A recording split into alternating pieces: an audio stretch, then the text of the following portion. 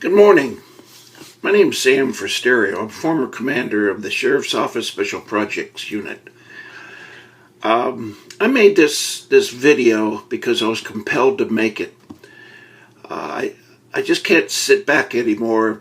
Even though I'm out of Broward County, my wife and I had to move up closer to our daughter because we were involved in a very serious automobile accident, and I had a stroke when I was in the hospital, so we sold everything and moved up here. I've been in Broward County since 1945. I grew up there. I grew up with the commissioners. I grew up with the mayors. I grew up with just everybody there. I graduated from Pompano Beach High School. My wife's had a 40-year business in Dania Beach. I went to work for the sheriff's office because I loved the unit. I love the sheriff's department. I love the men and women, brothers and sisters that are there. And I see what's going on. I see what's going on with this Scott Israel. Let me tell you a little bit about Scott Israel. The first time he ran, I had a sergeant come to me when I worked for Lori Parrish after I retired from the sheriff's office, and she offered me a job as a fraud investigator. Well, I took that job. And one of the sergeants who used to work for me called me and said, "Sam, I got a Fort Lauderdale cop that getting ready to run for sheriff. Super guy, has all the right answers, wants to take us in a new direction." He said, "Will you meet with him?" I said, "Well, I'll talk to him." Well, the sergeant set that meeting up for the following day. I met with Scott. Seemed like a pretty good guy at the time. He told me what I wanted to hear, like he told everybody else, and I fell for his crock, and I mean I fell for it. That was my biggest mistake right there. He asked me to be his campaign treasurer. I told him I would. I really would. Well, the next year and a half, I learned a lot about Scott. I learned a lot about him. I wrote 10 pages of notes. And I'm not going to sit here and bore you with 10 pages, because I'll be here for a couple hours, maybe longer. Let me just hit some of the high points with Scott. I became his treasurer, and things were going pretty well. You know, I put together a bunch of fundraisers and meetings with dignitaries and mayors and Congress, and even congressmen, yes, even congressmen. I knew a couple of them, and I wanted to meet Scott. Well, they had some type of opinion of him, which I didn't see right off the bat, but then I started to. You know, it all started when I threw a fundraiser at one of the Fort Lauderdale restaurants off of Los Olas. And we had a bunch of people show up. You know, I advertised it. And one black gentleman walked up to me with an envelope. I was standing outside. He handed me the envelope. And he says, "I've heard a lot of good things about Scott, and I like what I hear." And I said, "Well, sir, thank you very much, and I'm sure Scott thanks you also." He walked into the restaurant. Scott was a few feet away from me, and he said, "Sam, who is that?" I said, "I don't know." I said, "But he's on our team." He said, "Well, how much did he give us?" So I opened the envelope, and there was $5 in there. He looked at me, and he says, $5. That's all he gave was $5. That, uses the N-word, only came here for a free meal and a drink. And I said, "Look, Scott, every dollar counts. Everybody's not millionaires. That's probably all he could afford." Well, he didn't like what I told him, and he walked away. Well, that started it, so I'm starting to get the feeling now. A bunch of other things happened in between. We had fundraisers, and he started using that N-word kind of a lot. And I said, "Scott, you keep that up. I'm out of here. Everybody is the same. Black, white, green, yellow. I don't care. You want to win at being sheriff? You got to be a sheriff of all people." Okay.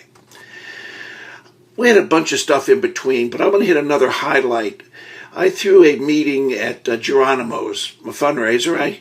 I've been a friend of Geronimo's for years. He said, "Sam, the restaurant's yours. Go ahead and put this thing together." Well, I did. We had a bunch of people. We advertised it. We put flyers out and called a lot of people, a lot of friends. And, well, we had a lot of people show up. 60, 70% were black. We had a good meeting. Scott walked around, told everybody who he was, what he meant, and all this sort of stuff, and what he promised. Well, he came up to me when I was reconciling the contributions, see how much we took in, and he goes, "You know something, Sam?" I said, "What's that?" He said, "These effing N-word don't even know who the Vice President of the United States is." I turned around and I looked at him. I said, "What are you talking about? So what?" He goes, "Sam, when they leave here tonight, they're going to think Scott Israel is the Vice President of the United States. They're going to remember Scott Israel when they get to the voting booth." I said, "Scott, this is disgusting." And I shook my head.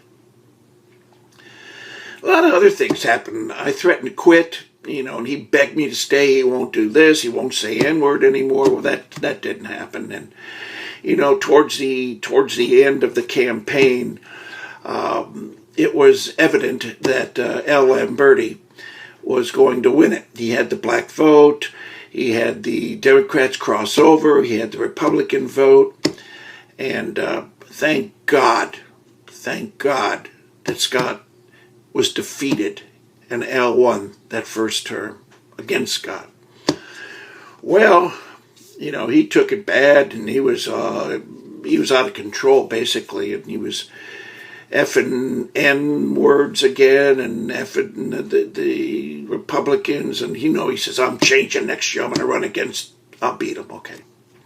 He said, "You part of it?" I said, No. Absolutely not. Absolutely not. Well, we kind of parted ways. The second term came up, and he called me.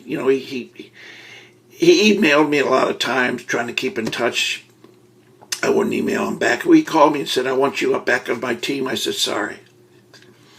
I'm not going to be part of it. I'm not going to be part of your campaign. I just want out of it. I'm going to stay out of politics."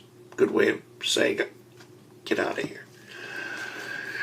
Well, as you know, he switched over. He ran against Al Lamberti, and he beat Al, unfortunately. Well, I just sat back and watched all the people that helped him, that he promised jobs to, that were small people on the totem pole. And he cast them off like they were nothing. All the promises he gave, cast him off at nothing. He started turning to Roger Stone. He started turning to all these people that are, to me, scumbags. They're not good for Broward County. Nobody's good for Broward County that he hired. Believe me. I heard meetings. He brought in a sheriff, and I think you all know this, that was convicted. He was a felon, but he brought him in and let him have a run of the sheriff's department again, just like nothing ever happened. You know what happened with bringing in all kinds of people, commissioners and everybody else from different cities that helped him. Ira Goldberg, was just a detention deputy. Just detention to deputy. But he threw these parties for he threw these parties for Scott, and, it was disgusting. He called me and said, "You're invited." I said, "I'm sorry, I'm not going to get involved." I'm not reading this from notes. So, I beg your pardon for any mistakes I'm going to make while I'm talking, and I'll tell you what they are. I'm telling you this from my heart. I don't have anything to gain by telling you this. I'm not going back to Broward County. I'm not going to ask for a job at the sheriff's office. All I want you to do as Broward County citizens to please listen to me. Please. I know what I'm talking about. I spent 2 solid years with Scott. Sorry for the interruptions. Let me give you a couple examples. When Scott took office, some of his cronies threw him some parties, okay? One was on a 181-foot yacht.